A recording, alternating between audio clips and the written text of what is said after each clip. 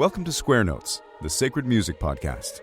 Your chance to learn about the teachings of the Catholic Church on sacred music, both in theory and practice. Through interviews, discussions, and music, your hearts and minds will be lifted up and better understand what it means to sing the praise of His glory. And now, your hosts, Peter Carter and Dr. Jennifer Donaldson. Hello, listeners, and welcome to this special Christmas edition of Square Notes, the Sacred Music Podcast.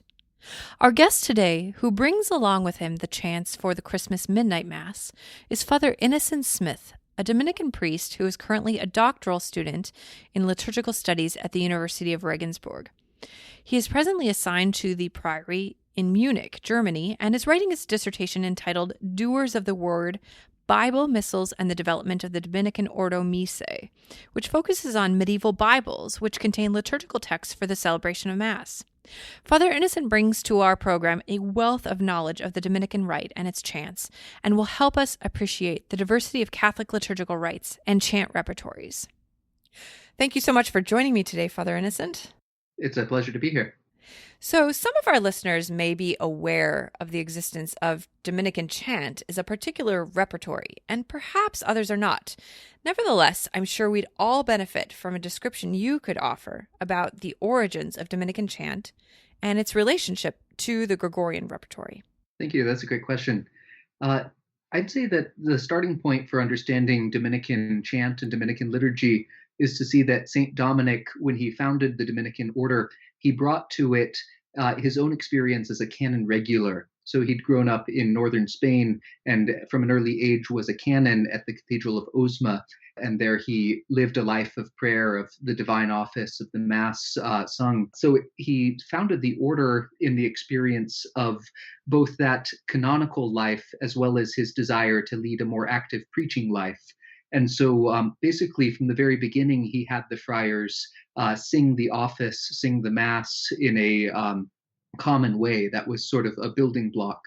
And so in the first century of the order's history, there was this principle of celebrating the liturgy with singing, with music, with particular gestures. But it took time to establish a particular set of chants, of prayers, of readings that would be used. So basically, as the friars spread throughout Europe, there was a sense that they needed to find some common ground because, as you may know, the liturgy in medieval Europe was quite diverse. Different dioceses had different practices, different churches, different religious orders. So essentially, the Dominican order founded a common repertoire over the course of several decades after the foundation of the order in 1216. So the details of how that all came about between 1216 and 1256, when the order's liturgy was more or less finalized, it's a really difficult and complicated question that I'm working on partially for my dissertation right now at the University of Regensburg. But in general, I'd say that the order took traditional liturgical chants, traditional readings and prayers from different repertoires, and then gradually synthesized them together. There was a lot of influence from the Cistercian order, so Dominican chant has some similarities to Cistercian chant. There's some similarities to other regional repertoires like the Parisian liturgy.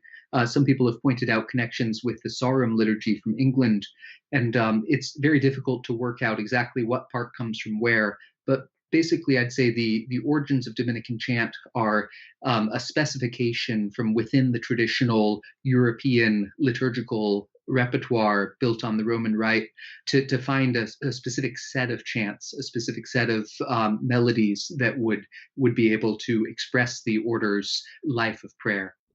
So how did the order have access to these different repertories? Was it because of a manuscript library they had, or because they were gathering things from around Europe? That's a great question. I mean, I think that the finalization of the Dominican repertoire happened at Paris between about 1240 and 1260. That was really one of the central places of the order's life. The brothers met there every other year for general chapters. The brightest brothers of the order were sent there to study. And there's a lot of evidence that the Dominicans were collaborating with local Parisian bookmakers in order to spread their liturgical innovations. And so I would say that they had access to the sources that were available in Paris, both manuscript and perhaps oral traditions as well. But then there was also, of course, the experience of the brothers themselves who came from all over Europe, who might have, like Dominic, been from Spain, or others from Italy, others from England, others from Germany. So they were, I think, bringing together their own experience, their own formation, and forging something new out of that. So, given that timeline, this would have been the time in which Thomas Aquinas would have lived this repertory and at the same time been kind of at his peak in terms of his contribution to Catholic theology. Oh, absolutely. Yeah, St. Thomas himself was a man who deeply lived the liturgy. We know throughout his theological writings, he's often quoting liturgical texts in different theological contexts. But then, of course, he was also invited by Pope Urban to contribute to the office of Corpus Christi. So he both was being formed by the liturgy and also in his own way helping to form the liturgy for the church. And so what I find really remarkable is that his life in Paris actually corresponds exactly with the time of that great liturgical creativity is maybe not the best word, but synthesis, that liturgical bringing together. So I have a kind of private theory that Thomas might have been involved in some way in those processes. Because we know he was asked by the church to play a formal role later on. So I've always wondered, why was he remarkable? Why did they want him to do that? It might have been that he had had some experience as the brothers were developing these liturgical repertoires earlier in his career. That's really interesting. I guess I'd never processed that. I guess I had always assumed it was just because of his theological competence that Right. he would be expected to produce a theologically rich text. But that's a really great point. Why was it specifically chant texts that he was producing? That's really interesting. And I mean, I don't know if this is something that one could prove or not, because the texts are mostly anonymous. But the Dominicans around that time, in the 1240s and 50s, they actually had composed themselves a whole series of new sequences for different feast days. So they had drawn on some sequences that were common in Paris and some Victorine sequences and so forth. But they had also composed their own poetry and occasionally their own melodies. And so I think that was the area in which there was the most creativity, I would say, in terms of making something truly new. So I think it's conceivable that Thomas could have been involved in that compositional process, given his later demonstrable involvement in writing liturgical texts. That's really interesting. So could you sing a common chant our listeners might know in the Gregorian version and then perhaps in the Dominican version so that we could hear the difference? Yeah, I think one great chant to illustrate that is the Midnight Mass chant for Christmas. So it's Dominus dixit ad me, filius meus estu, ego hodie genui te. The Lord said to me, "You are my son. This day I have begotten you." It's such a rich theological text taken from the second psalm. And incidentally, with St. Thomas Aquinas, who we were talking about earlier, he quotes this chant in one of his commentaries on the Mass, talking about the importance of celebrating Mass at midnight and the symbolism of the divine word coming forth from the Father secretly, that's being expressed in this chant. So maybe I could sing the Dominican version of it and then just point out a couple of differences with the Graduale Romanum. Sounds great. This is the Dominican version. Dominus dixit ad me, filius meus estu, ego hodie genui te. To give a sense of how these Dominican chants sound that might give a more communal sense than just my own voice singing them, here's a beautiful recording from our Dominican brothers at the Dominican House of Studies in Washington, D.C., of the Dominus Dixit ad me chant. They recorded this in 2016 as part of a Christmas CD called Christ Was Born to Save. It's a beautiful CD. You can stream it on YouTube or on iTunes or whatever. But this chant of the Dominus Dixit ad me gives a beautiful sense of a Dominican choir singing this chant. Dominus dixit ad me, filius meus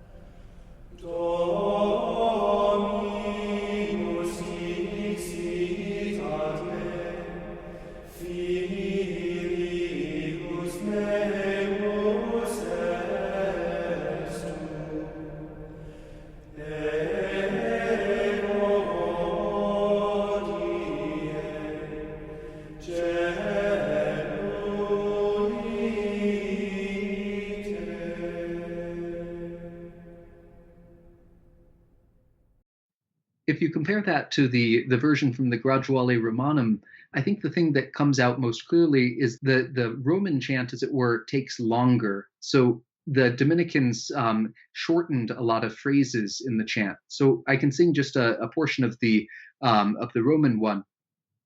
Dominus dixitat me. So the difference there is there's twice as many notes, you could say, in the Roman version than in the Dominican. So in this particular phrase, the order had shortened the chant to make it a little bit more sprightly, you might say.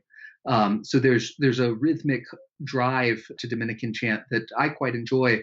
The sense of moving on, not to make things too quick, but to give it a liveliness. Of course, this isn't to criticize any other tradition, but it's just to say the order had this sense of wanting to keep the thing going. So there's differences like that where there's fewer notes in the Dominican chant.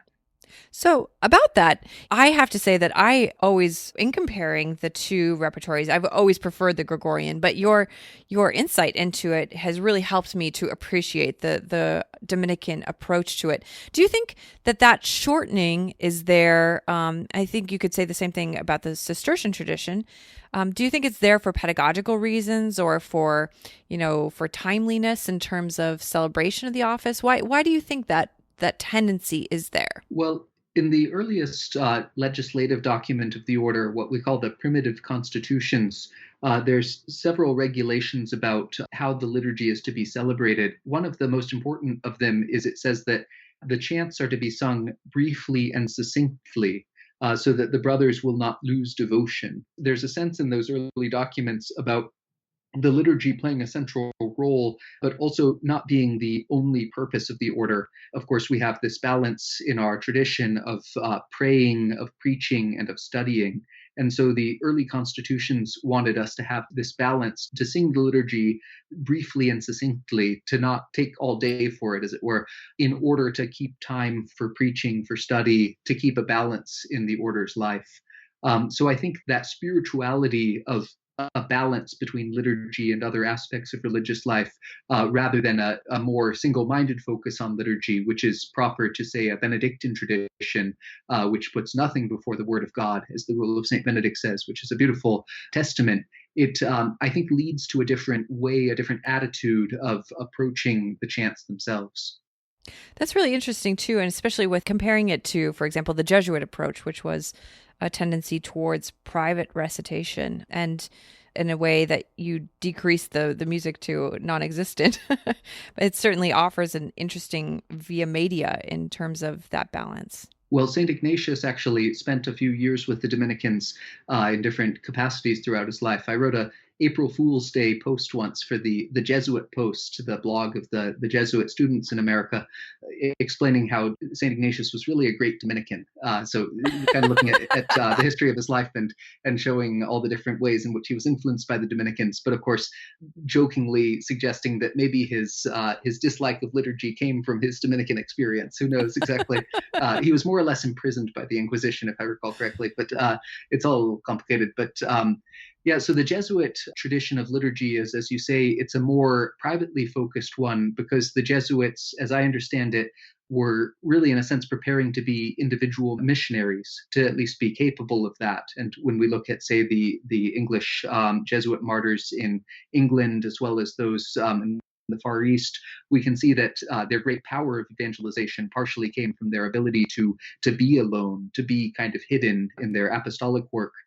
Whereas the Dominican order has always taken more of a communal approach to ministry. It's not to say one is better than the other, but to say that for us Dominicans, this balance of common life and of preaching is really central to our identity. Right. So you were going to explain a couple of other differences that one might hear between the two repertories, between Dominican and Gregorian.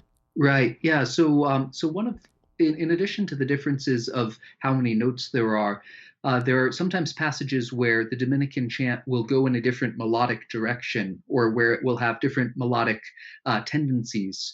And I think a lot more research needs to be done to understand the full range of why this is the case. But I think it points to the fact that Gregorian chant as a repertoire is a multifaceted tradition. There's lots of families of versions of the particular melodies. These differences might in some ways go back to the whole oral transmission before notation was developed.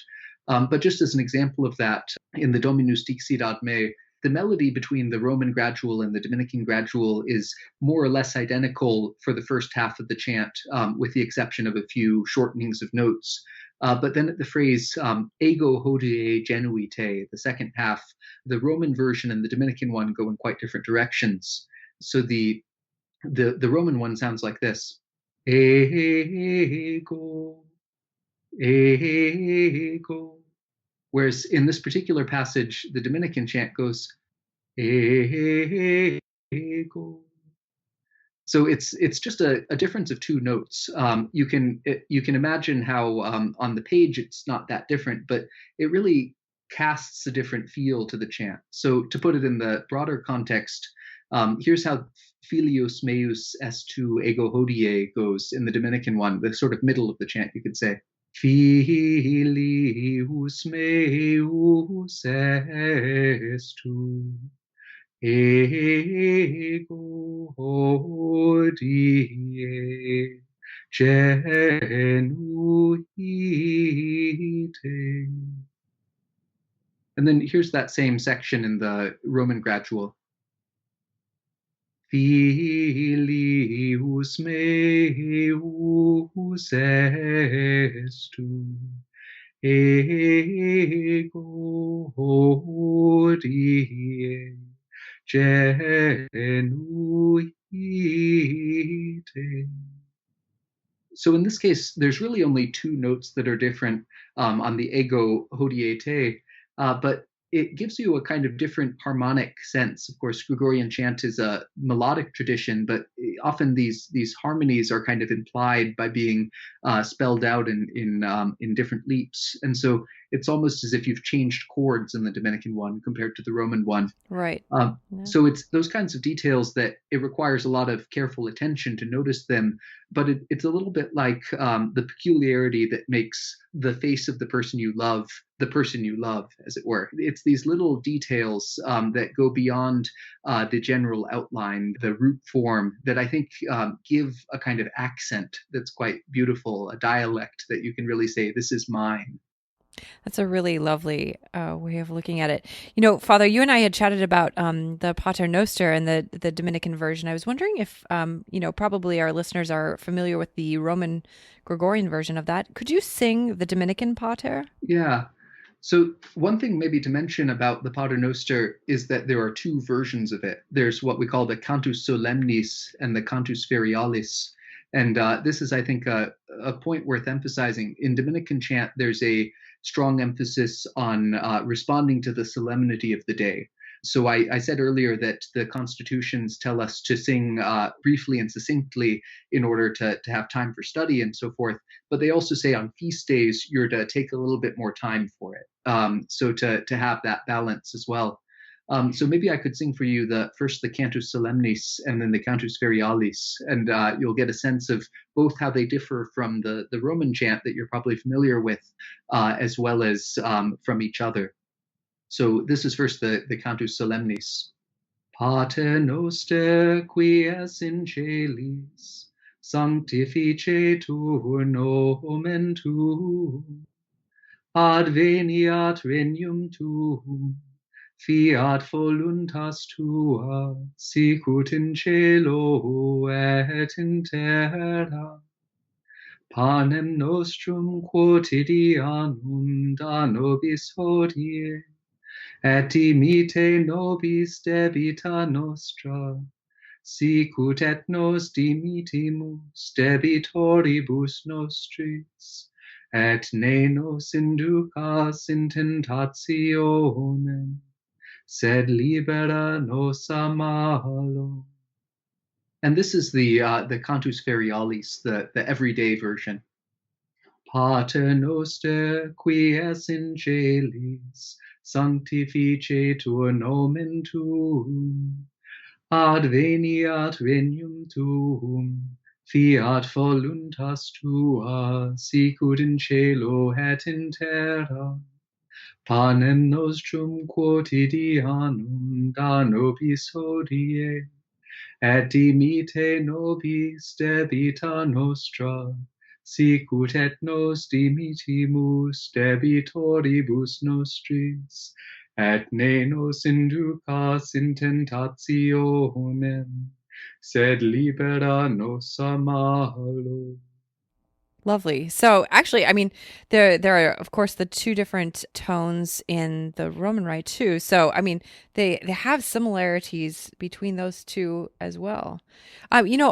I think a really interesting thing that you've written about that would be also of interest perhaps to our listeners is an article that you wrote a couple of years back, and we published in Sacred Music Journal about this notion of progressive solemnity, which has taken on kind of a new idea in more recent decades. And that is that the higher the feast day, the more singing you have, and the lower rank the feast day, the more speaking you have.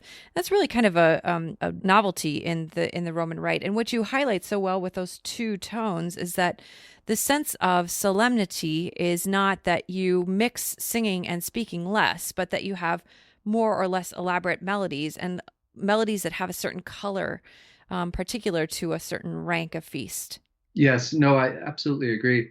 I think that the Dominican repertoire of chant is one of its, I think, prophetic aspects in a sense is this response to the need to differentiate between a higher and a lower rank. I think that's a human need in a sense. We can't every day can't be a red letter day, as it were. We get a little bit exhausted. But at the same time, I think to say that singing only fits on a high rank day, I think it doesn't respond to our need as humans to be joyful, to sing always, as it were. So I think the progressive solemnity within the Dominican chant is really a beautiful reminder of how you can have a very simple way of singing that doesn't take that much time. It doesn't add that much length to the liturgy, but it elevates it in the sense of reminding us that this is not just an everyday thing. It's something that goes beyond the banal. Right. So, a little bit more about these differences. Could you describe for our listeners some of the liturgical differences between the Dominican Rite and perhaps the extraordinary form of the Roman Rite is perhaps an easier comparison? Right. Yeah. So as I said, the Dominican liturgy takes its root from a synthesis of different local traditions in the Middle Ages, and the basic outline of the Mass has been quite stable, actually, from fairly early on. When you look at the writings of St. Augustine, you get a sense of the outline of the Mass being essentially the same as we now experience it. But of course, the details have often differed quite a bit. And so I think one kind of simple way to put it is that the Franciscan order in the 13th century, they decided to follow the liturgy as it was celebrated by the Roman Curia. So the Roman Curia was the group of assistants to the Pope. And I think one thing that we're not always aware of today is that in the Middle Ages, the Roman Curia was really a moving object, as it were. They would spend a few months in one city and then move to another and then move to another. Throughout the Middle Ages. And so they had developed a liturgical form that was quite distinctive. It wasn't exactly the same as what was done in all of the Roman basilicas, for instance. So it was a particular set of prayers and gestures and texts. And so in essentially what people experience today as the extraordinary form of the Roman Rite is that Roman Curia form of the liturgy that was developed and synthesized, not invented, but kind of given a definite form in the first half of the 13th century. So some of the things that mark it out compared to other liturgical traditions, the Roman Rite, that is the long series of prayers at the beginning of the Mass, preparatory prayers at the foot of the altar, and then a particular set of offertory prayers, and then different ritual gestures that are specified along the way. So the Roman Missal gives a lot of details about how each part of the Mass is celebrated, the gestures that are made, and so forth. The Dominicans, by contrast, followed a different local tradition of the Mass. It's not totally clear yet exactly what tradition that was, but so to compare the Roman rite of the Roman Curia and the Dominican rite as it was celebrated in the 13th century and more or less has kept the same form in the present day for when the Dominican rite is celebrated as an extraordinary form of the liturgy as well. I'd say the biggest differences between the two would be the Dominican rite is sort of like the chant, more succinct than the Roman rite. So it has a shorter set of opening prayers. The prayers at the foot of the altar are really quite minimal compared to the Roman rite. There's not the Judica Me psalm, for instance. There's only a psalm and a response, and then the Confiteor. The offertory prayers are really quite short. The Dominicans kind of save time a little bit. During a low mass in the Dominican rite, you mix the water and the wine at the very beginning of the mass, and then the offertory is able to really fly by. You don't need to do all those other gestures. And then at a high mass, while the choir is singing the gradual, the deacon and subdeacon assist the priest to mix the water and the wine at that point. So there's the extraordinary form of the Roman rite is quite multi-layered, but you could say the Dominican rite's even more multi-layered. There's a kind of telescoping of different parts that all come together. And then the communion rite is quite short in the Dominican liturgy as well. So I'd say textually, the overall structure is the same. The Roman canon is the same and so forth, but the layering of the gestures is a little bit more succinct. The other big difference, I think what people who are quite attentive to the extraordinary form of the Roman rite might notice when they're at a Dominican rite mass, is that the external gestures of both the priest and the ministers are really quite different. So one of the most striking gestures is right after the consecration, the priest extends his arms in the form of a cross during the Unde et Memores.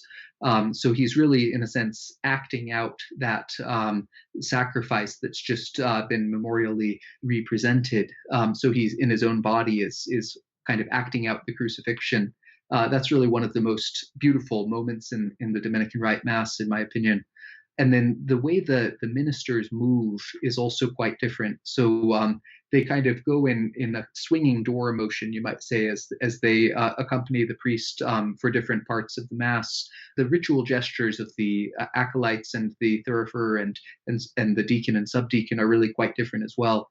So one thing that I think is quite beautiful about the Dominican rite as a living liturgy of the church is that it's a reminder that there's not just one legitimate way of celebrating the Mass, that there are, the church has an appreciation of lots of different traditions that are all fundamentally united in what they convey.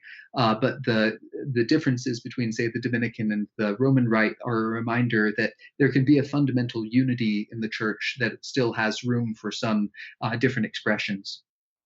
So, what was it that drew you to the Dominicans when you were discerning your vocation? For example, did you know about the musical and liturgical differences within the rite? Yeah, so for me, my attraction to the Dominican order came partially through a book. And I always like to give credit where credit's due. So it was a Jesuit who drew my attention to this book. So Father James Schall, who's now gone to meet the Lord, he had written a beautiful book called The Life of the Mind. And so Father Schall was a great Jesuit of the old school. And when I was a junior in college, I read this book by Father Schall.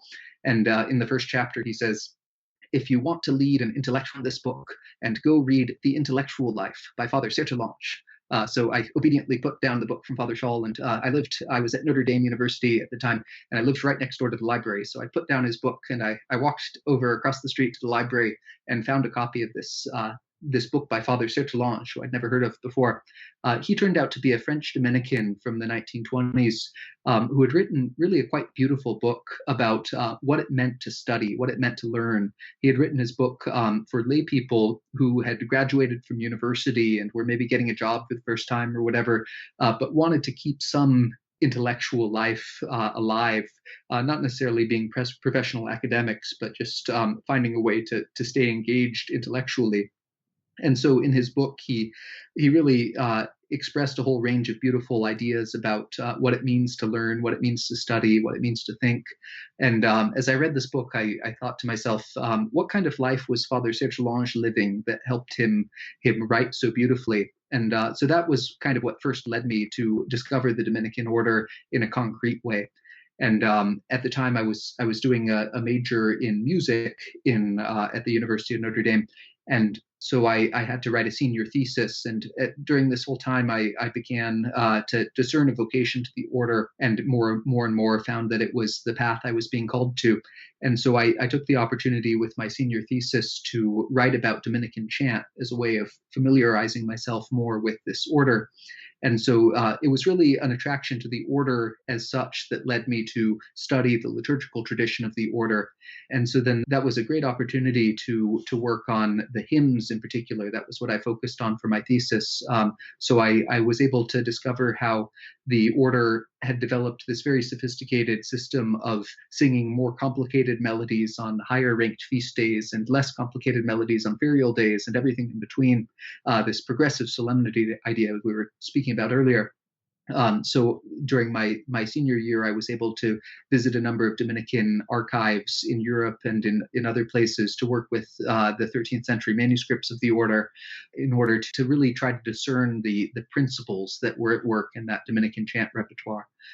So for me, my academic work on Dominican chant and my life as a Dominican, or my life at that time as a aspirant to the order, has been really intertwined in what's been for me a very fruitful way. So, could you tell our listeners a little bit more about some of the projects you've done more recently in editing, publishing, and teaching Dominican chant? Yeah, so ever since I joined the order, I've been in addition to my work of first studying for the priesthood and then working as a priest, I've also been engaged in musical projects along the way.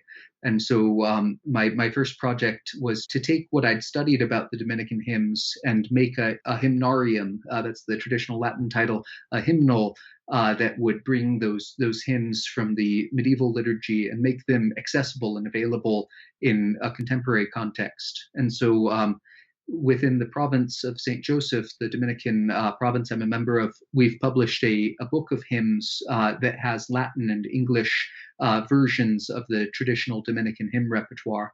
And so a number of our priories will use that on a regular basis as a way of making those hymns alive as part of our liturgy today.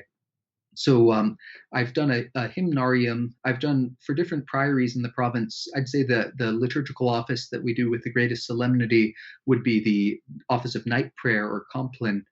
So the Dominican repertoire has actually a huge range of special chants for compline that change with every season and with major feast days. So I'd say the part of our chant repertoire that's the most alive in the order would be the compline chants. And so I've made several books that help different priories sing compline with that whole range of Dominican chant.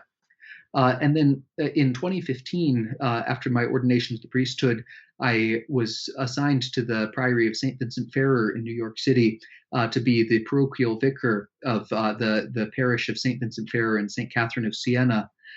So I spent 3 years there doing parochial work. And during that period, our parish was going through a big renewal process. We had to merge two churches together into a single parish. And we had to develop a new music program and a new pastoral approach to a range of things. And so this gave us the opportunity to do a lot of interesting experimentation. So one of the things we did was with our new choir, we began to sing the Dominican chant every Sunday for our solemn mass. So what I started doing in 2016 when that project started was every week to edit from the medieval Dominican chant manuscripts, the introit and the offertory and the communion chant, as well as the Alleluia, to make them available for our choir to sing from. And so what we did was we took we used the ordinary form as our regular liturgy at St. Vincent Ferrer. And so we took the order of chants from the Graduale Romanum, but then we used the Dominican melodies drawn from the medieval sources. And it was a really fruitful back and forth process because I was working with our music director, James Wetzel. And so each week the choir would sing these chants and I would get to hear them as they sang them, and I would get their feedback on how the notation could be improved or the rhythm in particular, because the medieval manuscripts are difficult to interpret what the rhythmic signs mean exactly. And so there's a lot of editorial intervention that has to go for the rhythm of the chants in particular. So that's been a really fruitful project. So in a certain sense, it's still going. There's a few chants that still need to be finalized with our project, and we need to bring it all together. But for the last 4 years now, the school at St. Vincent Ferrer has been singing on a weekly basis the Latin Dominican chant for all of our solemn masses. And at the same time, we also developed a vernacular version of the introit and offertory and communion chant, so that at our non-solemn masses, a single cantor will sing English language versions of these chants. And we felt that that was a good balance, to have the ability of people to understand more easily with the vernacular, but to also, I think there could be a greater musical depth to the Latin original versions. But basically, we were trying to do to make these chants as accessible and as widely appealing as possible. So perhaps to wrap up, what are some of the ways that you've seen these projects and your immersion in the chants of the Dominican Order enriching your vocation and prayer life and the prayer lives of the people, for example, at St. Vincent Ferrer or other congregations that you've worked with? So one of my most beautiful moments in my life as a parochial vicar, working especially with the music program, was a conversation I had one day with one of our lectors. So we'd started singing the proper chants at every Mass, as I said, in English versions for most of the Masses. And one day after Mass, he remarked to me, I found it really interesting the way the communion chant today sort of brought out this part of the gospel. I hadn't thought of that part of the gospel before, but it was able to help me think about that more. And for me, that was such a beautiful moment. This was a man who was a lector. He was very involved in the church, but I wouldn't say he was a specialist in the liturgy.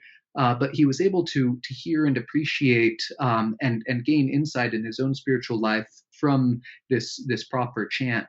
So for me, that was really a great affirmation of what we were trying to do, to make the scriptural propers really the foundational part of our music program. So I think there's so much power that comes, whatever repertoire we're talking about, whether it be the Roman chant or the Dominican chant, just the way in which these chants convey the scripture in a beautiful way, I think is so powerful for people to be able to connect with it, that it's not just words, but it's melodies that give a beauty, a life, a depth to all of this. That's a testament to the church's wisdom, that we're not, when we accept the proper chants of the day, that we're taking on our lips words that the church places there in her wisdom to make those connections possible, that there is a connection between the gospel and the communion chant. And they're often far more insightful and enriching than we could ever hope to achieve just trying to pick through hymns for a Sunday liturgy. Absolutely. Yeah, I'm a big believer in the propers of the Mass as a way of the church speaking. St. Thomas Aquinas, in his throughout his theological writings, he often uses a beautiful expression. He says, ecclesia cantat, and then he gives a particular set of words. So it's a way for him of signaling that the church sings. In the liturgy, we're hearing the church singing to us, and then when we're singing ourselves, we are part of the church. So there's this beautiful ecclesiology, I think, to the chant. And one thing I'd say in terms of my own connection with these chants is, for me, it's a beautiful thing to know that the melodies that I'm singing, the words that I'm singing, have been sung by countless Dominican friars, sisters, nuns, people gathering with Dominican churches, that they've sung these chants for generations, for centuries. There's a particularly beautiful line at the end of our antiphon to St. Dominic, the O Lumen Ecclesia, O Light of the Church. At the very end of that chant, which we sing almost every day at the end of Compline, there's a beautiful set of words, nos unge beatis, unite us to the blessed. And what I like to think about is how that chant has been sung since about 1240 or so. So for almost 800 years, there's been this way of singing to St. Dominic, asking for his intercession, asking him to unite us to the blessed in heaven. And when we think of all of the Dominicans, canonized and uncanonized, who are in heaven, that they sang this chant and now they're part of the blessed, and now they're also interceding for us. So I think you get this rootedness in the history of the order by singing these chants, by knowing that St. Thomas Aquinas, St. Vincent Ferrer, St. Catherine of Siena would have sang these melodies. I think there's something really beautiful about that. Yeah, and I think there's something that speaks in a particular way to the modern age and the search for identity, but the Catholic experience of that is precisely what you're talking about, this rootedness and interconnectedness, that there's a belongingness that comes in so many different forms, whether it's unity of belief, unity of worship, but that artistic unity between time and space is really part of that. It's interesting. I've had an opportunity during my doctoral studies here in Munich, where I'm living right now, to travel to a lot of libraries around Europe and study Dominican manuscripts. And there's a beautiful set in Paris that are now at the Bibliothèque of the Arsenal, but they belong to the Dominican Priory of Saint-Jacques in the Middle Ages. And what's fascinating about them is they're 13th century manuscripts, but they were still being used in the 18th century to sing. So particularly in the Holy Week section of the liturgy, these medieval manuscripts have these 18th century annotations giving a few details about how the melodies sung that weren't specified in the original version. And it's a reminder that these sources that I work on from an academic perspective, but also from a pastoral perspective, that they have given life to so many generations. And it's not just a matter of a purely abstract differentiation of one version from another. It's a matter of connecting with this heritage, this beautiful legacy. Well, thank you for helping us connect to that beautiful legacy and your helpful descriptions of it all and in your lived experience of it. We're so grateful to have you with us today. It's been a pleasure. We hope you've enjoyed listening to Square Notes, the Sacred Music Podcast with Peter Carter and Dr. Jennifer Donaldson. For more information about this episode, sacred music resources, or upcoming events, visit our website at sacredmusicpodcast.com. You can subscribe to our podcast on iTunes, Stitcher, YouTube, SoundCloud, or your favorite podcast app. If you enjoy our podcast, please write us a review on iTunes. This improves our iTunes ranking and helps others find out about the podcast. The music you heard at the beginning of this episode is Hec Dies by William Byrd, sung by the London Oratory's Schola Cantorum Boys Choir, directed by Charles Cole, from the CD Sacred Treasures of England. The music at the conclusion of this podcast is the first movement of Trio Sonata No. 6 in G major by Johann Sebastian Bach, performed by Peter Carter. We look forward to having you join us next time, and until then, may we sing the praise of His glory.